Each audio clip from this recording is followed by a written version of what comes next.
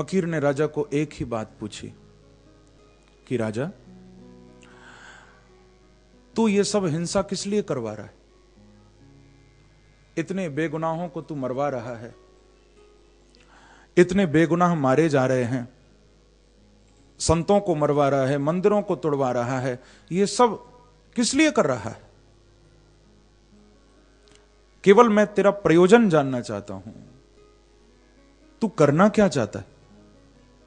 तो उस राजा ने कहा कि मैं परमात्मा के होने के सारे चिन्ह मिटा देना चाहता हूं।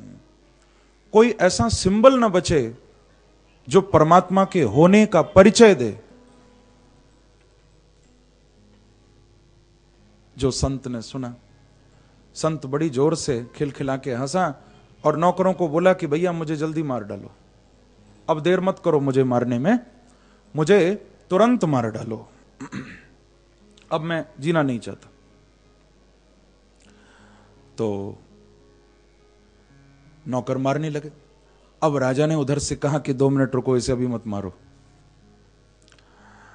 क्योंकि अब तक तो नौकरों को मारने की जल्दी थी, अब संत को मरने की जल्दी है। राजा ने कहा रुको थोड़ा, अभी इसको मत मारो। नौकर रुक गए। फिर राजा ने कहा कि अब मैं आपसे कुछ पूछना चाहता हूं कि मेरी बात को सुनकर तुम मुस्कुराए क्यों, और तुमको मरने की इतनी जल्दी क्या है? क्यों इतनी जल्दी मरना चाहते हो? तो नौकरों ने कहा, संत ने कहा कि राजा, मैं अब इसलिए मरना चाहता हूं क्योंकि मैं समझ गया हूं कि तू अपने काम में कभी सफल नहीं हो पाएगा। जो तू करने जा रहा है तुझे उसमें सफलता नहीं मिलेगी कभी। बोले क्यों नहीं मिलेगी? बोले तू भगवान के होने के सारे चिन्ह मिटा देना चाहता है, सारे जितने भी मंदिर हैं, जितने भी मस्जिद हैं, और भी जितने देवस्थान हैं, तू सबको मिटा देना चाहता है। भगवान को मानने वाले आस्तिकों को मिटा देना चाहता है, लेकिन तू चाहे सबको मिटा दे फिर भी परमात्मा को नहीं मिटा पाएगा, क्योंकि जब तक तू भी रहेगा तू भी उसके होने का पता देगा, और चाहे तू भी चला जाए फिर भी कण कण उसके होने का पता देगा। तो तू जो काम करने जा रहा है ना वो नहीं कर सकता तू, क्योंकि परमात्मा की सत्ता अखंड है, शाश्वत है, कोई तोड़ नहीं सकता, कोई उनको हटा नहीं सकता। तो ऐसे जो परम सत्य परमात्मा हैं, सत्यम परम धीमहि, हम उनका स्मरण करें। और फिर उनकी और शक्ति का परिचय करा रहे हैं व्यास जी। किनका ध्यान करने जा रहे हैं हम, किसका स्मरण करने जा रहे हैं हम, किसको याद करने जा रहे हैं? तो बताया कि वो कोई साधारण नहीं है। अस्य विश्वस्य जन्मादि ही, इस सारे संसार का जन्म आदि कार्य जिनके द्वारा होता है, उन परमात्मा का हम ध्यान करते हैं। जो जन्म भी देने वाले हैं, जो पालन भी करने वाले हैं, और जो प्रलय की ओर भी ले जाते हैं, उन प्रभु का हम स्मरण करें। बंधुओं, ये बात बिल्कुल सत्य है कि जन्म, पालन और प्रलय ये तीनों परमात्मा के ही हाथ में हैं। हम लोग व्यर्थ में अभिमान करते हैं कि हम अपने दम पर आते हैं, अपने दम पर रहते हैं, अपने दम पर जाते हैं। ये हमारा व्यर्थ का अभिमान है। प्रेम से कहो श्री राधे।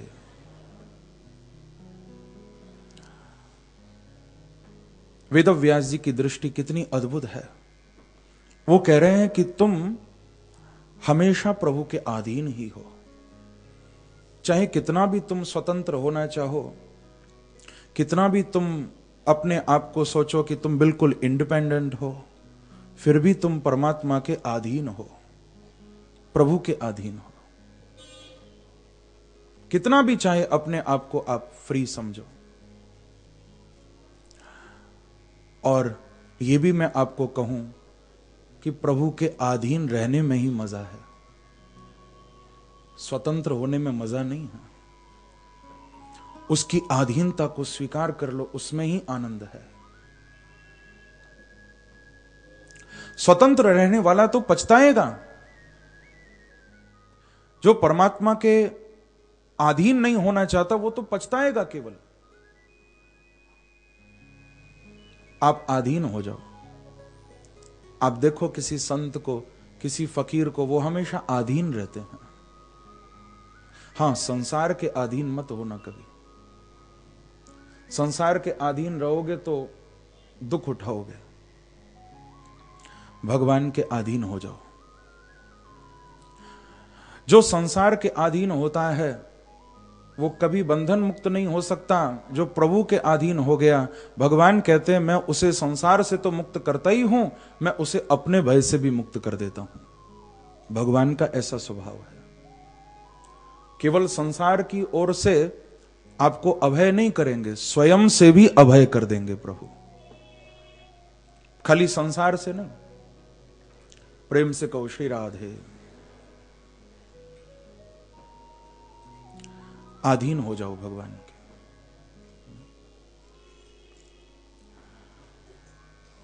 वेदव्यास जी महाराज कहते हैं कि वो परमात्मा कण कण में बैठे हुए हैं, सबके अंदर बैठे हुए हैं। अर्थेषु विज्ञः, सबसे परिचित हैं। ऐसा कोई भी नहीं है भगवान जिससे परिचित न हो। सबसे परिचित है। तुम्हारे बाहर क्या चल रहा है ये तो जानते ही हैं, पर तुम्हारे अंदर क्या चल रहा है वो भी जानते हैं। उनसे कुछ भी छुपा नहीं है। जो बाहर भीतर दोनों की जाने वो ही परमात्मा है।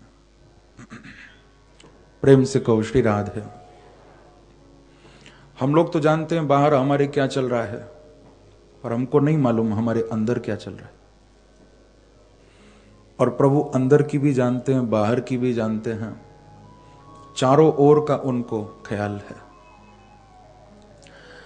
वेदव्यास जी महाराज कहते हैं कि उनकी सत्ता भी कैसी अद्भुत है। वो स्वराट हैं। स्वेनैव तेजसा राजते इति स्वराट। जिनको किसी के प्रकाश की जरूरत नहीं है, जो अपने प्रकाश से स्वयं प्रकाशित हो रहे हैं और दूसरों को भी प्रकाशमान कर रहे हैं, वो स्वराट है। हम उन्हीं के प्रकाश में कार्य कर रहे हैं। ध्यान रखना, जहां जहां प्रकाश है वहां वहां परमात्मा है। भागवत में तो संकेत है, सूर्य चंद्रमा जितने भी तारागण हैं, जितने भी नक्षत्र हैं, जब प्रलय होगी उस समय सबकी रोशनी चली जाएगी। जब प्रलय काल आएगा उस समय सबका प्रकाश चला जाएगा, सबकी रोशनी चली जाएगी। और उस समय यदि किसी का प्रकाश होगा, यदि कोई चमकेगा, तो मेरे बांके बिहारी ही चमक रहे होंगे। उनका अखंड प्रकाश है। नहीं तो अंत में सबके प्रकाश धूमिल हो जाएंगे। इसलिए मैं कहा करता हूं, कभी उनकी भी चलती थी जो आज बेचारे हैं, कभी उनकी भी चलती थी जो आज बेचारे हैं, कभी वो भी धूमिल होंगे जो आज सितारे हैं। क्योंकि अखंड प्रकाश तो प्रभु का है केवल, और सबको देख रहे हैं वो। ऐसा नहीं कि उनकी नजर खाली भक्त पर हो, अभक्त पर न हो, आस्तिक पर हो, नास्तिक पर न हो, पुण्यात्मा पर हो, पापी पर न हो। सब पर नजर है उनकी, बराबर नजर है। जैसे मैं सुनाता हूं, एक छोटा सा बच्चा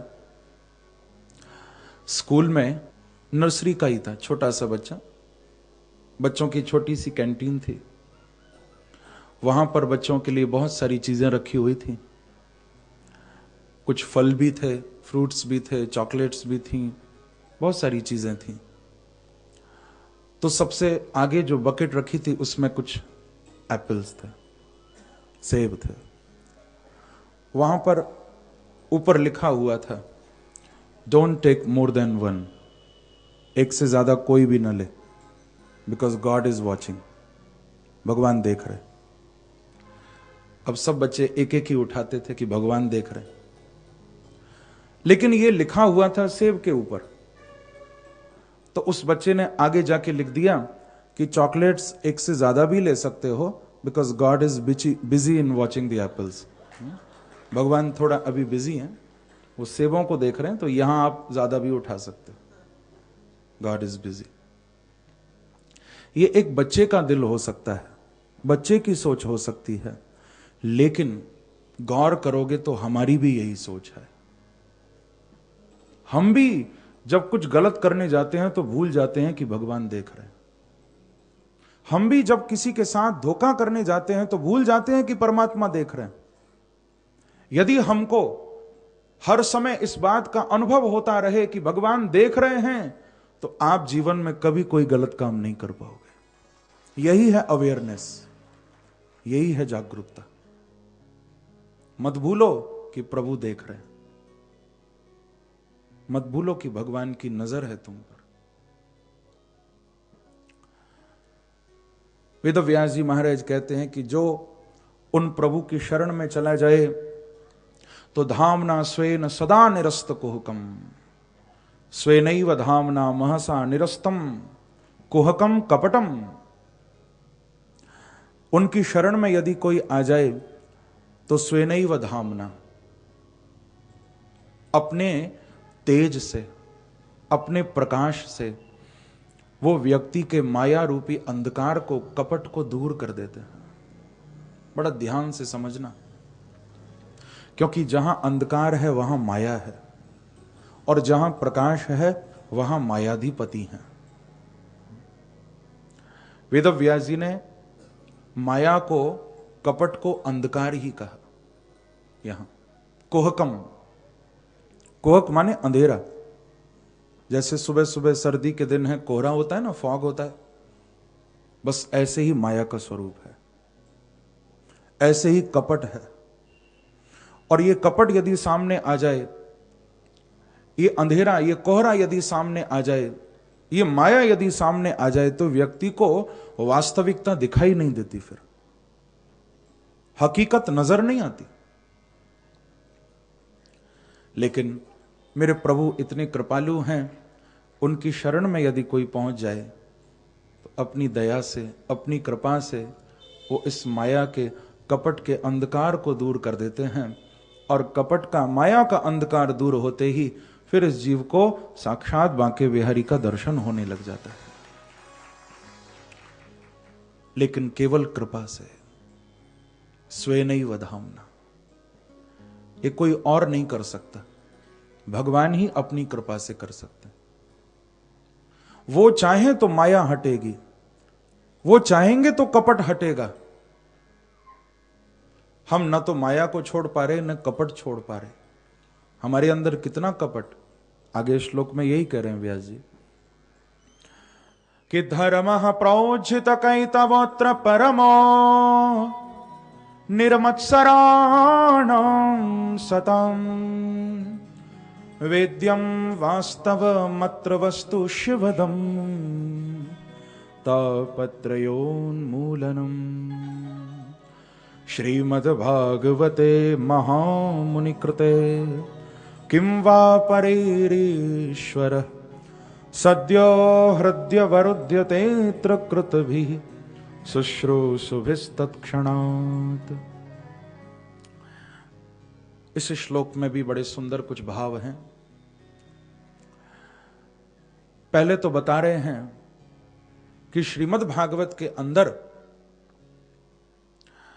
कौन से धर्म का निरूपण किया गया है। तो कहा कि अत्र परमो धर्मो निरूप्यते, यहां परम धर्म का निरूपण है। और परम धर्म कौन सा है आप अच्छी तरह समझ लो। प्राणी मात्र का परम धर्म यही है कि कैसे प्रभु मिले, कैसे पैसा मिले, ये परम धर्म नहीं है। कैसे दुकान चले, ये परम धर्म नहीं है। किस प्रकार से हमारे जीवन में संपत्ति आए, हमारे जीवन में संसार के भोग पदार्थ आए, ये परम धर्म नहीं है। कैसे जीवन में परमात्मा आए, ये परम धर्म है। और आप बताइए, आपके ज्यादातर धार्मिक अनुष्ठान किस प्रयोजन से हो रहे हैं? चाहे पूजा हो, पाठ हो, जो भी आप कर रहे हो, किसके लिए? भगवान मिले या दुकान चले? ठाकुर जी मिले या जीवन में सुख आए? बांके बिहारी की अनुभूति हो या संसार के भोग पदार्थ मिले? शायद गहराई में उतरोगे तो संसार ही निमित्त है, प्रभु नहीं है।